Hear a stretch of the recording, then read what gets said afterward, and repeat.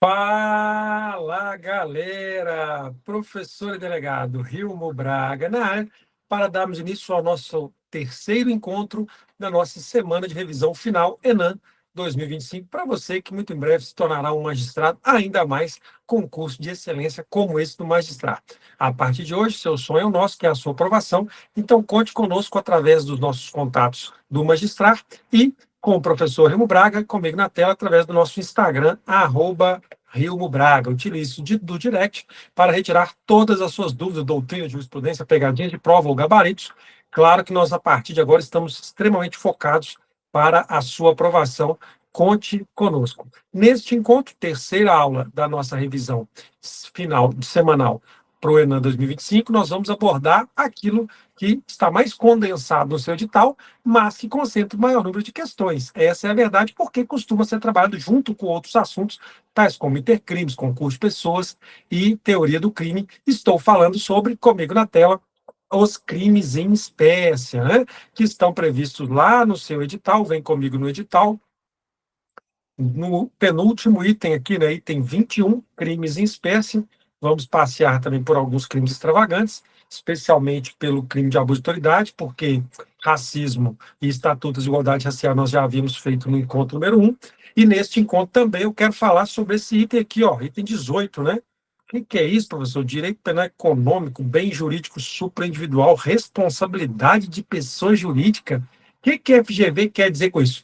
Vamos dissecar esse assunto também na nossa última questão, para que você possa estar 100% preparado para o seu certame. Como fizemos na aula 2, com relação ao crime militar, né? Pincelamos 3 dicas, que são aquelas que a FGV cobrou nos últimos 2 anos em prova de magistratura. Então, aí você fica preparado para qualquer novidade que vier na sua prova. Combinado?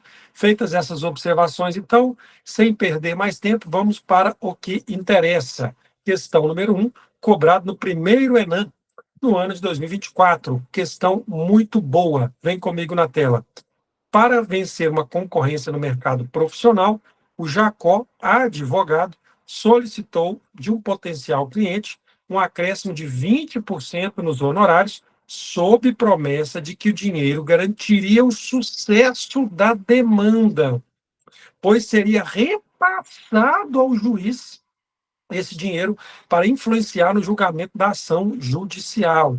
O pagamento não chegou a ser feito e o cliente acabou optando por contratar formalmente o serviço de Mateus, outro advogado, que solicitaram pagamento de apenas 10% sobre a mesma insinuação. Loucura, né, velho? Infelizmente, isso acontece muito lá na França, né? No Brasil, isso não tem, não. Diante de tal situação hipotética, assinale a alternativa correta, não é? Vamos começar, antes de ler o enunciado, trabalhar justamente as pegadinhas que foram abordadas e definir o tema. Lembrando a nossa técnica de resolução de questões. Ponto 1, definir o tema. Ponto 2, definir a pegadinha. Ponto 3, definir o gabarito. E depois você lê as assertivas para só revisar o seu gabarito. Aí você dobra a sua chance de acertar, fica mais confortável na prova, mais confiante e parte para a sua aprovação. Você faz da prova o instrumento de sucesso e não a prova o instrumento seu, dela de sofrimento seu, beleza? É uma técnica infalível, a tríade da sua aprovação. Vamos então. Claramente a banca está cobrando um crime contra a administração pública praticado por particular. Qual seria o crime? Seria tráfico de influência ou exploração de prestígio? São praticamente idênticos, mas em sendo uma promessa a ser encaminhada ao juiz de direito, deixa de ser tráfico de influência e vira exploração de prestígio. Bacana? E quando a pessoa particular alega que parte da vantagem é para a autoridade, ainda goza de aumento de pena. E o crime está consumado, né? O crime está consumado, é um crime formal, consuma-se independentemente da obtenção da vantagem. E o segundo Mateus também comete o mesmo crime, né? Independentemente de qualquer variação. Agora sim, vamos procurar o nosso gabarito. Letra A. Jacó praticou, Jacó praticou ato penalmente atípico. Já está errado, né? Já está errado. Jacó cometeu o crime de exploração de prestígio, inclusive consumado, né? Consumado, identicamente ao Mateus. Letra B. Jacó praticou penalmente atípico, também errado, né? O crime é formal, consuma-se independentemente da vantagem obtida. Letra C. Mateus cometeu corrupção ativa. Errado, tá? Por que não é corrupção ativa? Porque ele sequer ofereceu essa vantagem para o juiz, né? Ele apenas alegou, insinuou, como se fosse uma fraude, né? Alegou essa vantagem suposta para obtenção de vantagem patrimonial. Errado. Crime específico, exploração de prestígio, prevalece sobre a corrupção. Letra D. Mateus praticou o crime de exploração de prestígio, verdade, que deverá ter a pena aumentada em razão da alegação que o pagamento é parte destinada ao magistrado. Perfeito, né? Gabarito, letra D. A letra E fala tráfico de influência, não é, é a exploração de prestígio. A diferença entre os dois, pessoal, é muito pequena, né? Eu vou te mostrar. Ó. O tráfico de influência ocorre quando alguém solicita vantagem a pretexto de influenciar no ato da autoridade. Já na exploração de prestígio é a mesma coisa, ó, solicitar vantagem a pretexto de influenciar, só que aí é uma decisão de juiz, jurado, MP ou auxiliar do juízo. Perito, condutor, tradutor, contador e etc. Tá? Então, as penas aumentam-se de 1/3 se ele alega ou insinua que parte da vantagem é para o servidor, justamente o crime de exploração de prestígio. Então, tráfico de influência ocorre quando um particular vende suposta influência. Ele não precisa nem ter influência. Se ele alega que tem, que parte é a autoridade, aumento de pena.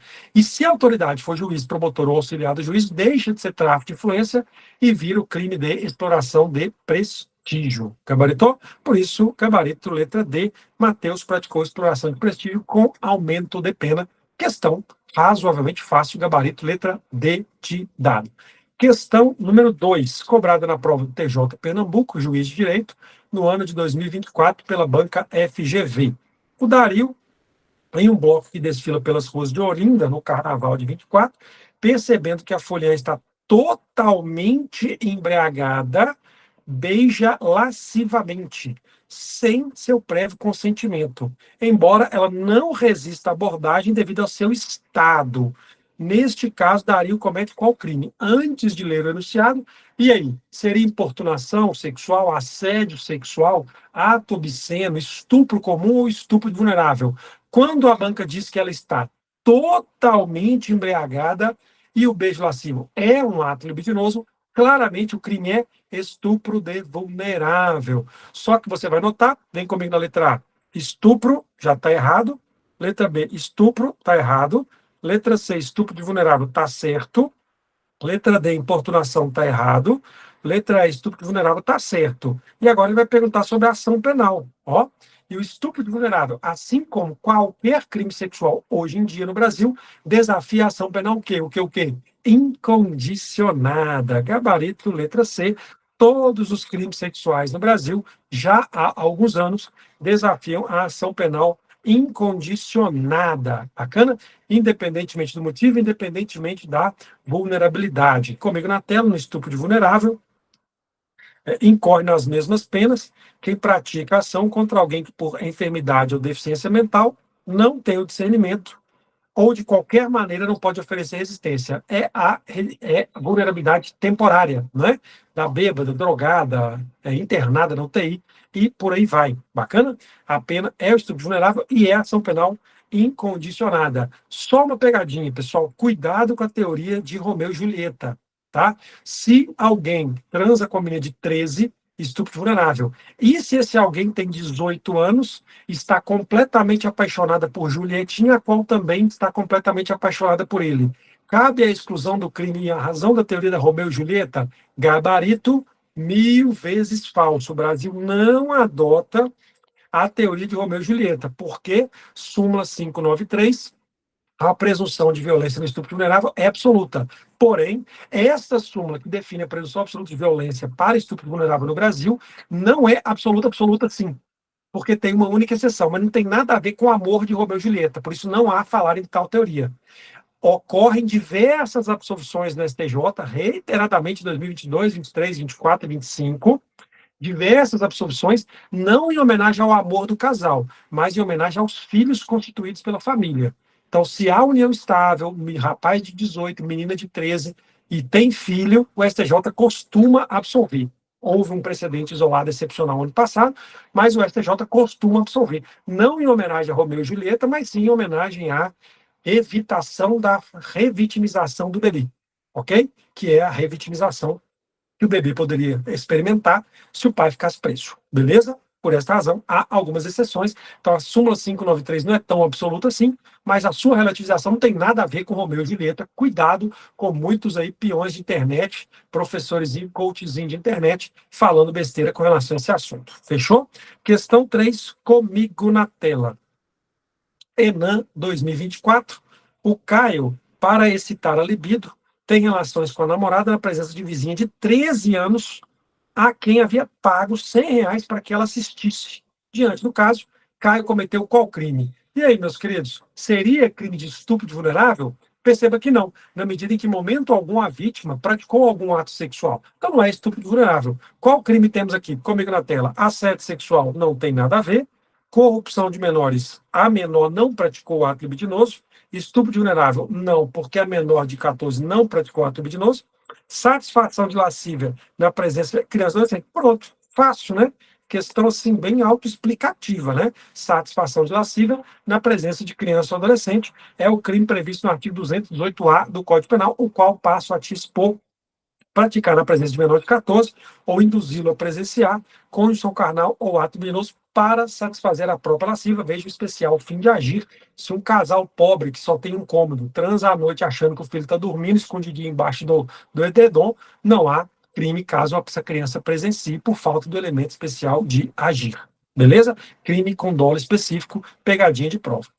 Questão de número 4, cobrado na prova do TJ de Sergipe, juiz de direito, no ano de 2025. A Lei 14.994 alterou a legislação para tornar o feminicídio crime autônomo, agravar a pena e de outros crimes praticados contra a mulher por razão de condição do sexo feminino, bem como estabelece medidas para prevenir e coibir a violência contra a mulher. Parte da doutrina afirma que tal lei trouxe um microsistema antifeminicídio. Neste contexto, entre as alterações promovidas, é correto afirmar que, letra A, estas assim não tem como a gente fazer a questão antes das alternativas, né? Então vamos logo para a letra A. A progressão de pena para o réu primário por feminicídio exige o cumprimento de ao menos 50%. Aí é decoreba, né? Está errado, para o primário é 55%, tá? 55%, por isso a letra A está errada. A letra B de bola. Os crimes de ameaça, aliás, perdão, letra B. Inexiste o direito de visita íntima ou conjugal para o preso condenado por crime praticado contra a mulher por razão de condição do sexo feminino. Perfeito, né? É uma das principais alterações aí. Não tem visita íntima, mais gabarito letra B, para o bonito que é condenado por crime. Obviamente, eu vou te mostrar o dispositivo, tá? Contra a mulher. Não faria o menor sentido, né? Discute se é só contra a mulher vítima ou não, né? A doutrina está bem dividida neste ponto, tá? Letra C. Por que a letra C está errada? Gabarito é B, hein? Já definimos. O crime de ameaça e perseguição praticado contra a mulher são de ação incondicionada. É errado, né? A ameaça passou a ser de ação penal condicionada. O stalking já era condicionada, né? Já era condicionada. E o crime de violência psicológica continua incondicionada. Por isso, a letra C está errada. A principal mudança, a ameaça que era incondicionada contra a mulher passou a ser de ação condicionada. Errado. Letra D, o efeito condenatório da incapacidade de exercício de poder familiar, tutela ou curatela é automático, ao passo que o efeito condenatório da perda do cargo, função pública ou mandato eletivo depende de motivação. Errado. É uma das novas hipóteses de perda de cargo automático no Brasil. Até 2024, era só tortura e ORCRIM, agora passou a ser tortura, ORCRIM e feminicídio. Eu até brinco para o aluno decorar feto. Perda, feto, perda, feto, perda, feto. Feminicídio, tortura e ORCRIM, feto. Dá para decorar, bacana. Perda do cargo automática agora para o feminicídio, por isso a letra D está errado, não carece de motivação. Letra E. A causa de diminuição de pena de crime por relevante valor moral ou social cometido sob violência, emoção, logo em seguida de provocação, é aplicada ao feminicídio. Errado, tá? Não existe mais privilegiadora do feminicídio, porque o feminicídio que era qualificadora virou crime autônomo e não foi transposta a privilegiadora para o delito 121A, por isso ela permanece apenas no crime de homicídio. Algumas qualificadoras objetivas foram também transpostas, porém como majorantes. Eu vou te mostrar isso agora. Vem comigo na tela. O novo crime do feminicídio, previsto no 121A, matar mulher por razões de condição de sexo feminino. Note a pena máxima, né? Subiu para 40 anos. Considera-se razão de sexo feminino, não mudou nada, é o conceito que já tinha no Código, por isso tranquilo. Agora, o coautor responde pelo feminicídio, havia uma divergência na doutrina, mas já era majoritário que sim, né? Que é uma circunstância essencial, bem questionável, né? O artigo 30 diz no Código Penal que as circunstâncias de caráter pessoal não se comunicam salvo quando elementar. Então, se era elementar ou não, era uma controvérsia na doutrina. Agora acabou a discussão, beleza? Passou a ser elementar, condição do sexo feminino. Por isso, claro que vai se comunicar para o coautor, traduzindo isso no botequês: se você me ajudar a matar minha esposa, eu só respondo feminicídio, você também. Você não vai responder só por homicídio, você vai ser meu coautor na medida em que passou a ser uma elementar, conforme já constava no artigo 30. Né? Aí o feminicídio tem a majorante de 1/3 à metade, aquelas mesmas que já existiam, né? Até aqui. A grande mudança é o inciso 5, ó, e passou a ser majorante e não qualificadora as circunstâncias que eram do homicídio qualificado, do inciso 3, tortura, fogo, meio cruel, insidioso, o inciso 4, traição, emboscada, dissimulação, ou o inciso 8, arma proibida. Ou seja, somente o inciso 3, 4 e 8 do homicídio é que vieram para cá. Só que a pegadinha é, não vieram como qualificadores, sim como majorantes. Cuidado com isso na sua prova. Veja, então, que nem a privilegiadora veio e nem as demais qualificadoras também não vieram para cá. Beleza? Cuidado com isso na sua prova. E o que caiu no nosso gabarito, artigo 41, parágrafo 2º da LEP, o condenado por crime contra a mulher não poderá usufruir do direito de visita íntima. Pô, nada mais óbvio, né? Já era a hora dessa alteração legislativa. Agora, o que se discute é, e se ele tiver uma outra mulher, né? Aí complica, né? Tentou matar a mulher, não morreu, mas largou dela e casou com outra, antes de ser preso. Vai poder ou não vai poder? Eu continuo defendendo a tese da interpretação gramatical que não. Bacana? Mas, né, obviamente, que haverão vozes em sentido contrário, especialmente as mais garantistas que utilizam-se daquele garantismo hiperbólico monocular, não é verdade? Questão 5. Ó. A Gertrudes e Hilário apaixonados, vai dar merda, hein? Em uma relação amorosa, por não poderem publicamente assumir o amor incestuoso, celebram, por iniciativa de Gertrude, o pacto de morte. Cai muito em prova da FGV o famoso pacto de morte, né? Para tanto, se trancam na cozinha e Hilário, ajustado com o Gertrude, abre o registro do gás. Abre o registro do gás. Pessoal, importante, tá? Quando há essa dúvida sobre induzimento ao suicídio e homicídio, tem que pensar em quem abriu a torneirinha. Porque quem abriu a torneirinha não está só se matando.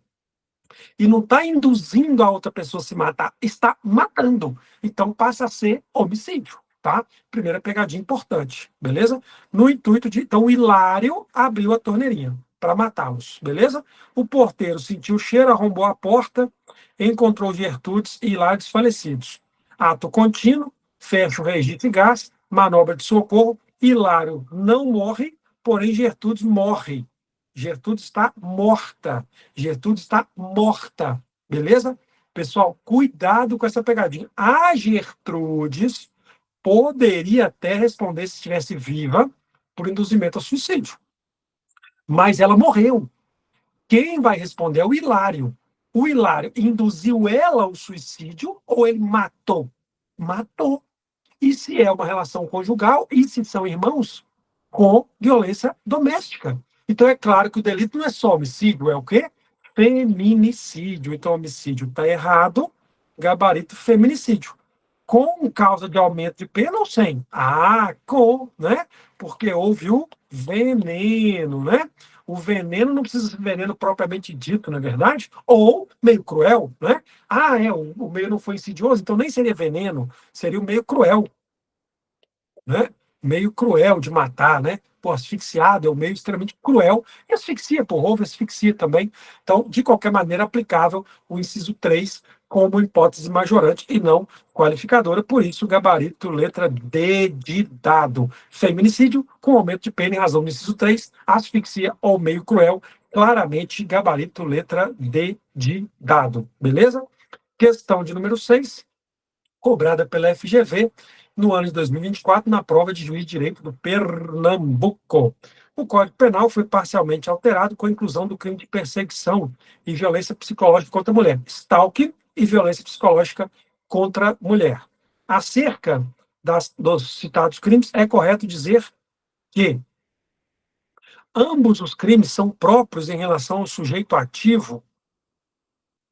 Bom, com relação ao sujeito ativo, pessoal, qualquer pessoa pode cometer, não é? Qualquer pessoa pode cometer. O crime de stalking pode ser praticado por qualquer pessoa, né? Perseguir alguém reiteradamente ou não, aqui comigo na tela, reiteradamente ameaçando. A lei não exige uma qualidade especial do agente, tá? E o crime de violência psicológica, ó, 147B, causar dano emocional à mulher, né? Então, assim, pode ser um homem, pode ser mulher também, então está errado, né? Ambos crimes são próprios? Não. A vítima no violência psicológica tem que ser mulher. Mas sujeito ativo, não. São crimes comuns que podem ser praticados por qualquer pessoa. Então, a letra A está errado. Letra B. O sujeito passivo nos dois é só a mulher? Errado. O stalking pode um homem ser vítima. Já o violência psicológica contra a mulher, somente a mulher. Então, eu vou te mostrar mais uma vez a diferença entre os dois, tá? Letra C. Ambos são de ação penal condicionada? Errado, porque o stalking é condicionada e a violência psicológica é incondicionada. Letra D. O crime de perseguição, stalking é material, ao passo que a violência psicológica é formal. Errado, tá? Errado por quê? Para começar, o crime de perseguição, perseguir reiteradamente ou não, né? Ameaçando a integridade física ou psicológica, restringindo a capacidade de locomoção. O resultado não é requisito da consumação do delito. Já a violência psicológica, causar dano emocional. Aí sim, o resultado é requisito do delito, então está errado, né? E a letra E, o crime de perseguição é habitual, tá certo? Enquanto a violência psicológica não existe reiteração. Perfeito. Gabarito, letra E. O crime de stalking é habitual. Quer ver? Stalking, ó, tá aqui, ó, perseguição. Perseguir alguém reiteradamente, ó. Reiteradamente, crime habitual. Bacana? Reiteradamente, crime habitual. Isso não ocorre na violência psicológica, causar dano emocional. Beleza? Então, o crime do 147B é instantâneo, já o do 147A é habitual. Por isso, gabarito letra E, o crime de perseguição, gabarito letra E, o crime de perseguição é habitual, enquanto a violência doméstica não existe retração. Perfeito, gabarito, letra E. Vamos só concluir alguns detalhes nestes crimes que são queridinhos da sua banca na sua prova, tá? Stalking, perseguir reiteradamente ou não, causando-lhe, por qualquer meio, ameaçando a integridade físico-psicológica, restringindo a capacidade de locomoção, ou de qualquer forma, invadindo ou perturbando a esfera da privacidade ou liberdade. Então, stalkear no WhatsApp, no celular, no Instagram, se habitualmente pode configurar sim esse crime. Tanto o homem quanto a mulher quanto o homem. O que muda é a causa de aumento de pena. Quer ver? A pena é aumentada se for contra criança, adolescente ou idoso, ou contra mulher, em razão do sexo feminino, ou concurso de duas ou mais pessoas. Então, se o homem stalkeia a mulher, aumento de metade. Se a mulher stalkeia o homem, sozinha, crime do caput. Se ela chama a amiguinha para ajudar, cuidado, hein? Leva a amiga não, tá? Aí passa a ser causa de aumento de pena de metade, ok? E o mais curioso, o stalking é de ação penal condicionada. Já a violência psicológica é incondicionada. Loucura do legislador, né, velho? Foi um vacilo grave aqui do legislador. Porque, muito cá entre nós, se uma pessoa comete violência psicológica através do stalking, o stalking absorve violência psicológica. Só que o stalking que absorve violência psicológica é de ação condicionada, né? E aí fica essa loucura. O crime que é de ação incondicionada vai ser absorvido pelo descondicionado. Aí a mulher fala que não quer representar e extingue a punidade dos dois. Loucura, né? Mas é o seu gabarito, tá? Tome cuidado com isso. Mesmo que o stalking absorva a violência psicológica, então a mulher chega na delegacia. Doutor, eu sofri dano emocional. Por quê? Porque meu marido está me stalkeando. Ué, então, óbvio que o stalking prevalece. Que a violência psicológica não tem o elemento especializante do stalking, que tem o crime de perseguição. Então, a forma através da qual. Então, você veja que a violência emocional é genérica, causar violência emocional, de qualquer maneira. Se através de um modus operandi, que é o stalking, princípio da especialidade, prevalece. E aí, sendo condicionada, se não houver representação, não pode ressuscitar o crime de violência psicológica, porque a absorção já ocorreu, porque é o Instituto de Direito Material. Beleza? Questão 7, comigo na tela. Após exonerado do cargo em comissão, até então ocupado, o João, com dolo e objetivo de se vingar, afirmou para um colega que o juiz federal que trabalhava teria solicitado R$ 10.000 para sentenciar a favor de um jurisdicionado. Claramente, este indivíduo está imputando um crime. Né? É a diferença entre calúnia e injúria e difamação. Na calúnia, imputa-se um fato e um fato de natureza criminosa. Se um fato não criminoso, tipo contravenção ou somente imoral, difamação. E se, por acaso, ocorre uma injúria, é a atribuição de uma qualidade ou falta de qualidade. Não confundir calúnia, injúria e difamação, tá? Então, eu vou só fazer uma revisão com vocês, beleza? Mentalmente, aí vá respondendo para ver se você acerta ou não. Se eu chamo a mulher de puta, qual crime eu cometo? Só injúria. Mas se eu falo que a mulher transa com 20 homens por dia, só difamação, porque é um fato. Se eu falo que José mentirosamente é ladrão, injúria. Se eu falo que ele roubou 5 bancos esse mês, calúnia, fato. Então, difamação e calúnia protegem um objetivo, aquilo que a sociedade pensa de mim mesmo. Por isso, fato. Calúnia e difamação tem que ser fato. Calúnia, C de crime, C de crime, C de crime. Difamação, diferente de crime. Difamação, diferente de crime. Ou seja, uma contravenção. Se eu falar que você está vendendo o jogo do bicho na porta da escola, contravenção, difamação. E é um fato. Se eu falar que você é bicheiro, só injúria. Beleza? Essa é a diferença. No caso aqui, houve o que então? Óbvio que foi calúnia, né? Então, comigo na tela. Letra A, difamação simples, está errado. Letra B, calúnia. Letra C, de injúria, está errado. Letra D, injúria, está errado. E letra E, calúnia, não é? Aí agora nós vamos discutir C. Por ser a vítima juiz, pode ser a letra B e pode ser a letra E, tá? Por ser juiz, vai ser uma calúnia qualificada ou será que majorada? Pegadinha muito boa na sua prova. Sendo funcionário público, o crime contra a honra vira qualificado ou vira majorado? Pegadinha de prova, majorado. Gabarito, letra B de bola, vou te mostrar agora, justamente as majorantes que constam no artigo 141 do Código Penal, causas de aumento de pena por ser funcionário público. É justamente a majorante que se impõe ao funcionário público, que é justamente aquela única hipótese da ação penal concorrente, né? O que mais cai em prova sobre crime contra a honra? Ação penal, em regra privada, honra privada, honra privada, honra privada. Decorou? Pronto. Honra privada, ação penal privada. Exceto injúria real, com vias de fato, cuspe na cara, vira condicionada. Injúria preconceito, se for vítima idoso, deficiente ou em razão de religião. Injúria qualificada, que é a preconceituosa que ficou no Código Penal. E a injúria racial, que foi para a lei de racismo. Né? E, por fim, a injúria contra o funcionário público, ou crime contra o funcionário público, que desafia a ação penal concorrente. Então, em regra, honra na privada, ação penal privada, exceto injúria real e racial, condicionada, injúria real e preconceito, condicionada, injúria racial na lei de racismo, incondicionada, e a injúria contra o funcionário público, crime de ação penal concorrente. Tanto a ação é privada, como é condicionada à opção do funcionário público. Beleza? Questão 8. Enan 2024. Ricardo, com a intenção de ter um carro, apresentou-se como manobrista em frente a um restaurante. Iludiu Carolina, que entregou as chaves, acreditando que era um estacionamento com segurança. Em seguida, ele vazou com o carro da vítima. É furto, ou mediante fraude, ou é estelionato? Galera, cuidado com isso. Eu trouxe 3 questões da FGV só em prova de magistratura recente no Brasil, tá? Esse assunto a FGV cobra muito e é um tema difícil, tá? Qual é a diferença entre o furto mediante fraude e o estelionato? Bacana? Primeiro, vamos cravar esse gabarito aqui que eu vou te mostrar o mapa mental e a gente revisa nas outras 2 questões. Combinado assim? Então vamos começar. Aqui, claramente, houve o uso de uma fraude, de um engodo, para diminuir a vigilância da vítima para o ladrão subtrair ou para a vítima entregar acreditando em uma contraprestação?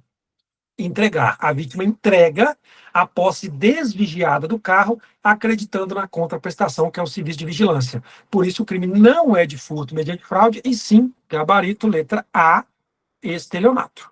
Beleza? Parece fácil, mas não é, tá? Vamos começar pelo fácil, beleza? A distinção. Na apropriação indébita, a posse nasce lícita. Já no furto e no estelionato, a posse já nasce ilícita. Dica importante: na apropriação indébita, eu inverto o dolo, não é? O dolo é invertido. No furto mediante fraude, a fraude é para menos vigilância. E o estelionato tem que ter o tripé: fraude, vantagem, prejuízo. Então, o estelionato é fraude, vantagem, prejuízo, fraude, vantagem, prejuízo, fraude, vantagem, prejuízo.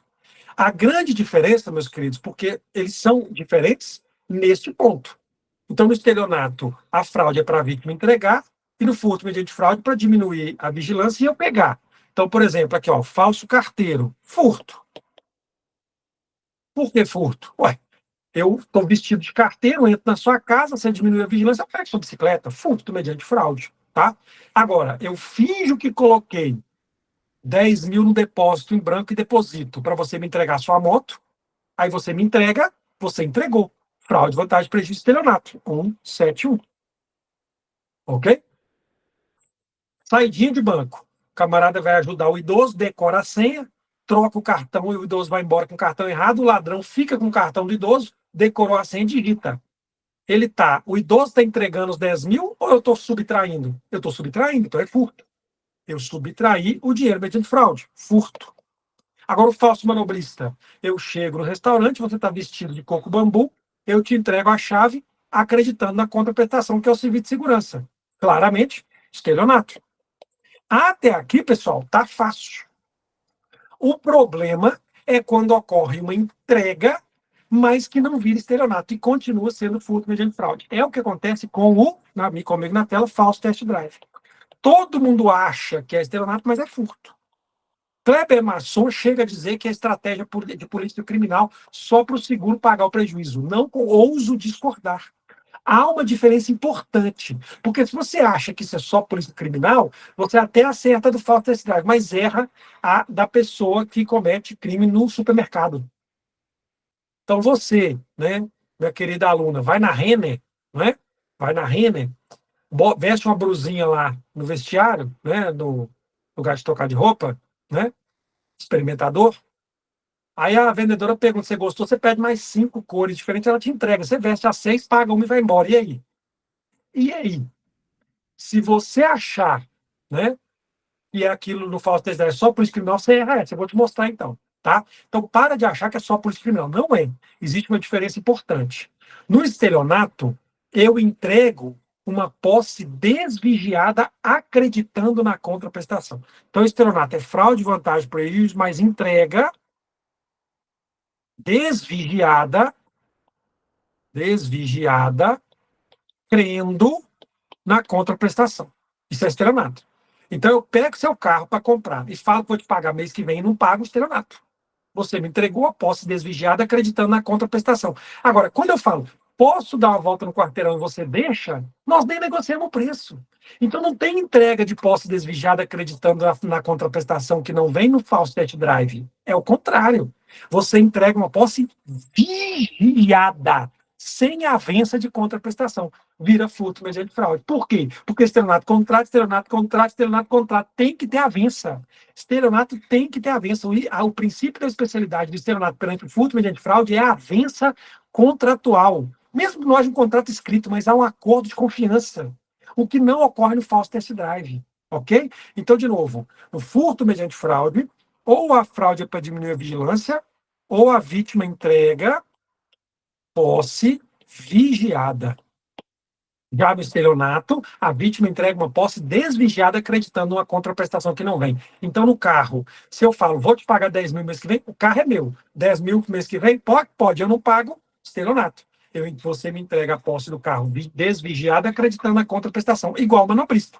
Quando eu te entrego você com roupa do coco bambu, eu te entrego a chave do carro, eu te entrego a posse desvigiada do bem acreditando na contraprestação, que é o serviço de segurança. Agora, quando você está vendendo o carro, eu nem negociei o preço, faz posso dar a volta com o cartão de sumo, você entregou a posse vigiada, sem avença de contraprestação. Por isso, furto mediante fraude. Volta lá para a Renner. Quando você vestiu uma brusinha, pediu mais três, a vendedora trouxe, você vestiu as quatro, pagou só uma, ela entregou. Mas ela entregou uma posse desvigiada, acreditando na contraprestação, ou uma posse vigiada? Posse vigiada. Tanto é que nos vestiários de loja tem aqueles numerinhos, né? Um, dois, três peças. A posse ali é vigiada. Por isso não há entrega de posse desviada. Diferentemente, você fala para a mulher, ó, eu vou ficar com as seis, não vou pagar uma hoje, 4 meses que vem. Aí viraria estelionato.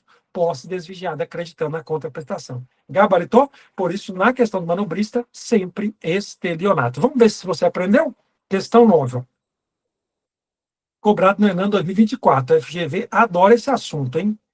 Antônio assiste uma série de TV quando é surpreendido por um toque de campainha na casa. Ao atender, depara-se com um funcionário de uma renomada loja de vinhos que indagou se no endereço havia sido pedido por João da Silva uma celebrada garrafa de vinho já paga por Pix de 1.500 pilas.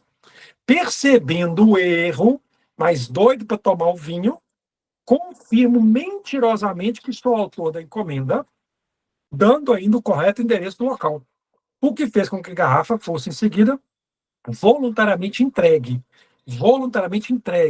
sendo consumida por Antônio.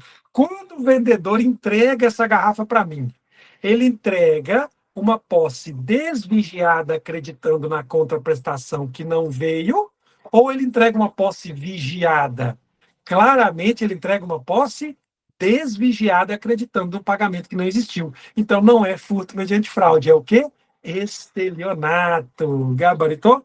Aí sim, hein? Letra B, estelionato, hein? Só você sobe para o CREO 5 aqui no Magistrar, hein? Só você tem acesso a essa dica de memorização. Por aí vão te ensinar que no estelionato a vítima entrega e no furto mediante fraude o ladrão subtrai. Ah, se você parar por aí, meu, a FGV vai te pegar na rabiola, hein? Fique esperto. Olha a letra 10, olha a questão 10 de novo. A FGV ama essa questão. Comigo na tela. Alberto, mágico profissional, em uma relojaria, pede ao vendedor para ver um relógio suíço de elevado valor.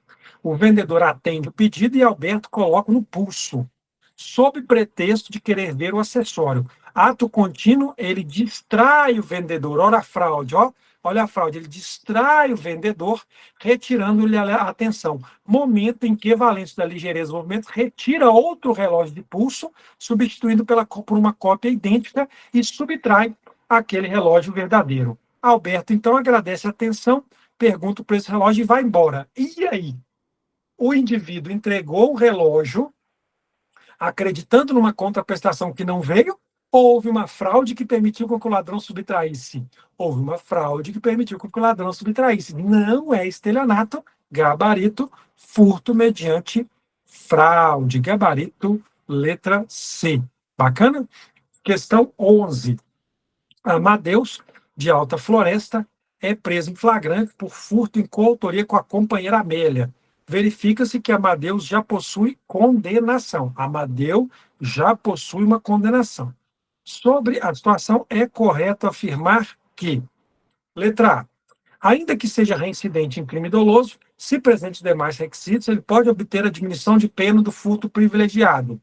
Errado, né? Os dois requisitos do furto privilegiado que podem culminar com perdão ou mesmo redução de pena. Primário, pequeno valor, primário, pequeno valor, primário, pequeno valor. Decorou? Primário, pequeno valor, primário, pequeno valor, primário, pequeno valor. Pequeno valor no salário mínimo e primário não residente. Se ele é residente, claro que não há falar em privilégio para ele. Letra B. Caso Amadeus seja considerado reincidente, e espontaneamente confesse a prática do delito, a jurisprudência admite a compensação entre as circunstâncias. Ah, verdadeiro. Gabarito letra B.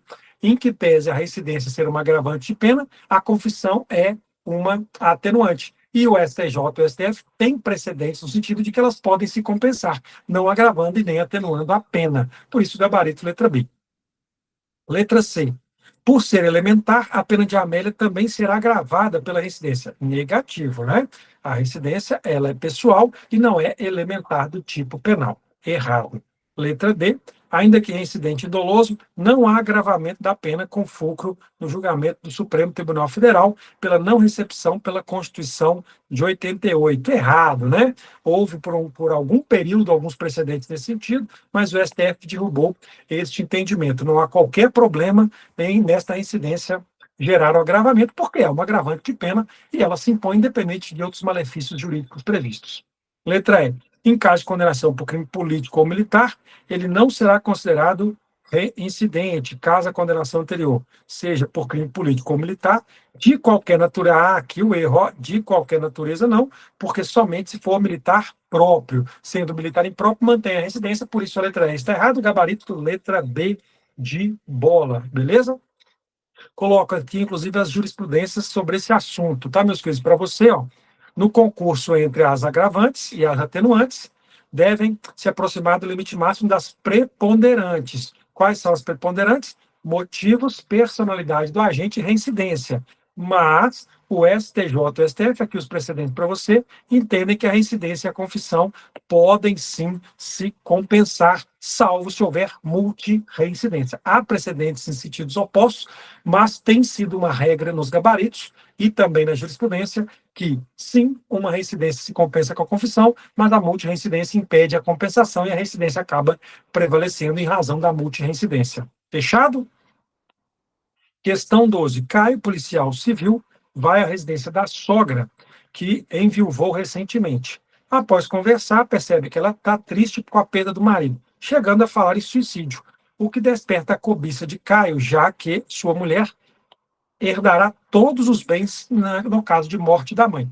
Ao sair da residência, Caio deixa deliberadamente a sua bolsa capanga com sua arma na mesa, na expectativa que a sogra se mate.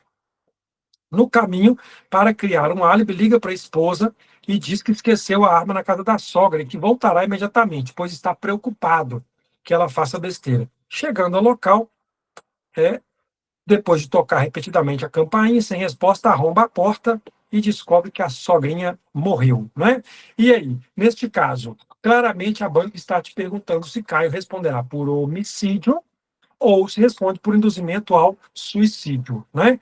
Primeiro ponto, Caio matou?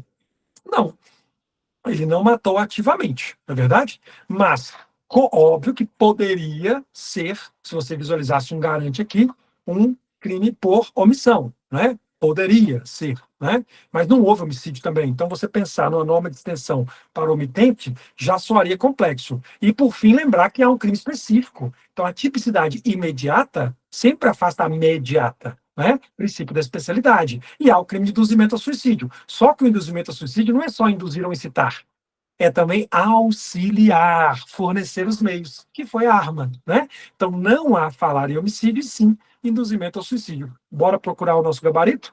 Letra A, homicídio está fora. Letra B, homicídio está fora. Omissão de cautela seria se ela fosse menor ou deficiente mental, não é o caso, né? Letra D, induzimento ao suicídio ou automutilação, clarissimamente gabarito letra D de dado, tá? Não respondendo por omissão de cautela, na medida em que a omissão de cautela lá do Estatuto de Desarmamento impera-se quando há justamente a hipótese de deixar a arma nas proximidades de menor ou deficiente mental, e claramente não é o caso, né? Questão 13. Após encerramento do trabalho, Maria, maior e capaz, residente em Vespasiano, ingressou num coletivo destinado à casa, sentando-se ao lado do Luiz, que desconhecia. Durante o trajeto, percebeu que ele estava tocando suas próprias partes íntimas, enquanto olhava incessantemente para ela. Taradão do busão, né? Diante do intenso incômodo, ela pediu que Luiz interrompesse o comportamento, mas ele continuou praticando o ato libidinoso, né, para satisfazer a própria lascívia. Neste cenário, considerando a disposição do Código Penal, é correto afirmar que, e aí, meus queridos, importunação sexual, estupro, assédio sexual, né? Qual seria o delito? Claramente ele pratica um ato libidinoso, né? Sem violência ou grave ameaça contra alguém. Por isso não há estupro, porque o estupro exige violência ou grave ameaça, mas ele pratica um ato libidinoso contra alguém, por mais que ele esteja se acariciando, um ato libidinoso, e por isso o crime de importunação sexual. Bora para as alternativas? Letra A, importunação sexual, tá certo. Com incidência de pena, de causa de aumento de pena, já que ocorreu no interior de um transporte coletivo. Não há tal majorante de pena, tá? Não existe. Letra B, assédio está errado. Letra C, violação sexual mediante fraude está errado. Letra E, assédio está errado. Letra D, importunação sem aumento de pena. Perfeito, hein? Sem causa de aumento de pena. Gabarito, letra D. Não há aumento de pena para a importunação sexual. Quer ver? Comigo na tela, artigo 215-A. Praticar contra alguém ato libidinoso sem a sua anuência para satisfazer a própria lasciva. É o taradão do busão, né? O cara que fica encoxando a mulher no ônibus, comete importunação sexual, que saca o pênis para a vítima, né? Importunação sexual. Não confundir o peladão do trio elétrico com o peladão da vizinha, né? Se ele aponta o pênis para a vizinha, importunação sexual, crime contra a pessoa. Já crime contra a dignidade sexual da pessoa. Já se for contra a coletividade, ato obsceno. Essa é a diferença, beleza? Questão 14. Alberto, professor do ensino médio, ao término da aula, dispensa a turma e pede para Bianca permanecer no local, pois queria conversar reservadamente com Bianca. Ela se aproxima e ele diz que ela é muito bonita, está preocupado com as suas avaliações e sussurra no ouvido: te quero. Surpresa e constrangida, ela corre, né? E aí, qual crime esse professor consumou? Jurisprudência na veia do STJ. Informativo importantíssimo. Qual é o crime? Seria assédio sexual, violação mediante fraude, corrupção de menores ou importunação? No seu gabarito, letra A. Assédio sexual, tá? Por quê? Mudança no paradigma do STJ.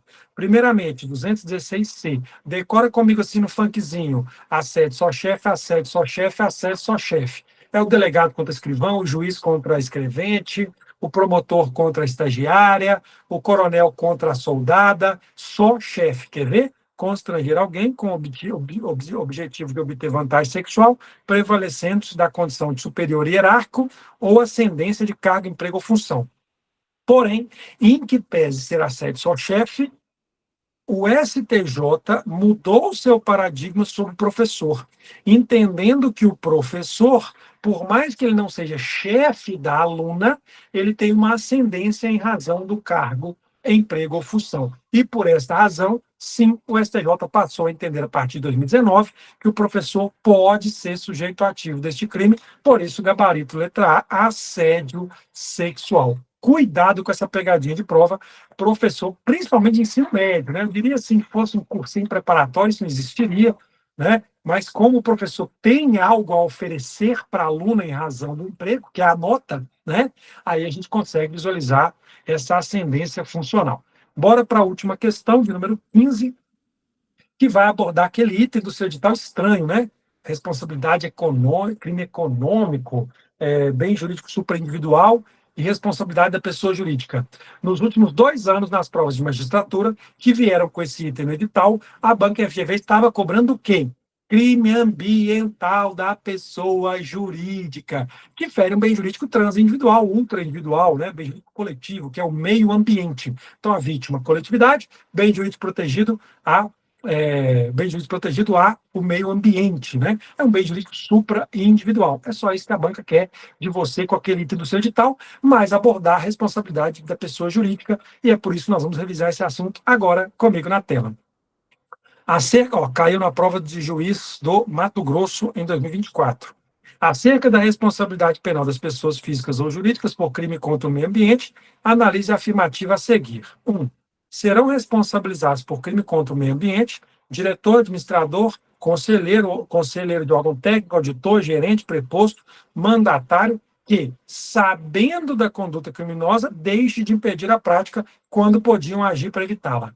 Verdadeiro, né? É uma norma de extensão que estende o crime, criando um crime comissivo por omissão em razão da omissiva dos representantes legais da empresa, podendo eles responder pelo crime. 2.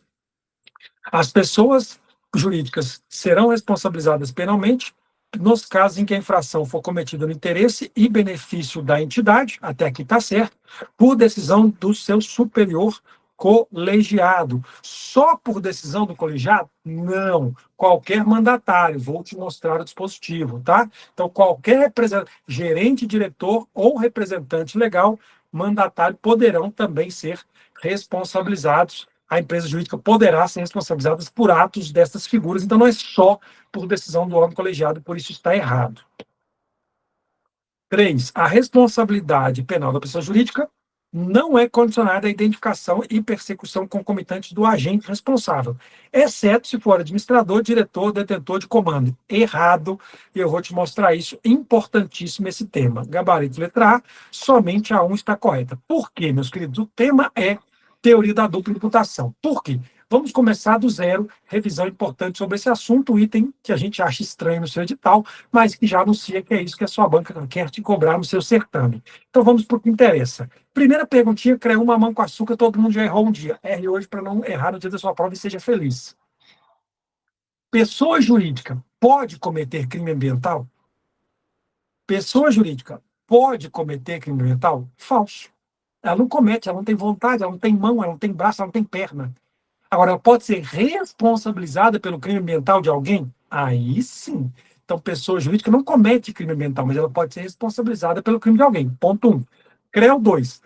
Só crime ambiental? Cuidado, porque a Constituição Federal autoriza para crime ambiental e contra a economia popular. Porém, norma constitucional de eficácia limitada à sua regulamentação, que até hoje no Brasil só ocorreu na lei de crimes ambientais, não ocorreu na lei de crimes contra a economia popular, então até hoje só para crime ambiental. Agora, CREO 3.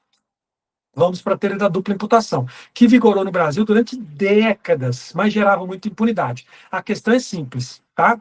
Imagine a Coca-Cola, aí o Zezinho, o Zé, responsável, mandatário da empresa, vai lá e abre a torneirinha da poluição, beleza? E joga bosta na Coca-Cola, beleza? Tá. Se o cara que joga bosta no rio, desculpa, a bosta da Coca-Cola vai parar no rio, que ele abriu a torneirinha. Tá. Se eu souber que o Zé, no interesse da empresa, abriu a torneirinha e cometeu crime ambiental, a empresa também pode ser responsabilizada. Até aqui muito fácil. Dupla imputação. Eu imputo a pessoa física e imputo a pessoa jurídica. Por quê? Ora, porque se a pessoa jurídica não comete crime, mas só pode ser responsabilizada pelo crime de alguém, eu preciso de alguém. E por isso vigorou no Brasil durante décadas a exigência da dupla imputação, de modo que não poderia ser indiciado, denunciado, processado ou condenado a empresa se não houvesse o Zé. Só que isso gerava uma enorme impunidade. Porque eu posso provar com uma certa facilidade que alguém abriu a torneira. Agora, provar que foi o Zé é muito difícil. Principalmente numa empresa que ninguém vai querer testemunhar contra o cara. Baseado nisso, a jurisprudência do STF e do STJ muda o seu paradigma e passa a adotar a desnecessidade da dupla imputação. Desnecessidade da dupla imputação. Ou seja, eu preciso provar que houve uma conduta humana, porque a empresa não tem conduta. Teoria do finalismo penal. Eu preciso provar que alguém abriu a torneirinha, mas eu não preciso provar que foi o Zé. Então, pode a empresa ser iniciada sozinha? Agora pode. Pode a empresa ser denunciada sozinha? Agora pode. Pode a empresa ser condenada sozinha? Agora pode. E é por isso que o gabarito da 3 está errado. Né? A responsabilidade da pessoa jurídica, item 3, não é condicionada à identificação da persecução, a responsabilidade. Exceto se for... não tem exceto. Não tem exceto, tá? Não tem exceto. Beleza? Eu preciso identificar que houve alguém. Eu não preciso identificar que foi o Zé, mesmo se for o mandante ou o diretor. Por isso a 3 está errada, porque o Brasil não adota mais a teoria da dupla imputação. É uma questão potencialmente forte, dado o fato de constar no seu edital esse item, responsabilidade jurídica da pessoa jurídica. Então, fortíssimo para vir na sua prova esse item, tá? Cuidado, no Brasil, de acordo com o STF e o STJ, não precisa mais provar quem é o Zé. Basta provar que houve um Zé, qualquer, alguém, uma conduta humana, mesmo mediante perícia, conduta humana. Eu não preciso provar quem foi a pessoa, de modo que a empresa poderá sim ser iniciada, denunciada, condenada, sozinha, independentemente de haver o iniciamento paralelo, né, à imputação continuada da pessoa física. Gabaritou, CREO 5, deixando seu concorrente para trás. Só aqui no magistral você tem, né, uma aula tão pontual e direcionada, quase que uma adivinhação daquilo que virá na sua prova. Aqui, fortíssimo, tá? Só nos últimos 2 anos, a FGV em prova de magistratura cobrou isso 5 vezes, né? Vai cair na sua prova, velho. Tema fortíssimo. Fique atento, até porque está previsto no seu edital. Beleza? Fechamos, então, meus queridos, nosso curso de revisão semanal ENAM 2025. Espero que tenham gostado. Foi um prazer e estar com vocês. Críticas, elogios, sugestões ou mesmo um alô e um abraço para o professor, até para convidar para o churrasco da sua aprovação. Utilize os nossos canais de comunicação do Magistrar ou mesmo nosso Instagram, @RilmoBraga, através do direct, um canal diário de comunicação. Foi um prazer estar com todos vocês. Estamos aí, obviamente, ansiosos pela sua prova e pela sua aprovação. E não se esqueça que a partir de hoje, seu sonho é o nosso, que é a sua aprovação. Estamos juntos construindo esse caminho maravilhoso para que você possa alcançar tão nobre sonho de se tornar um magistrado. Fiquem com Deus e até a próxima, e uma boa prova para você.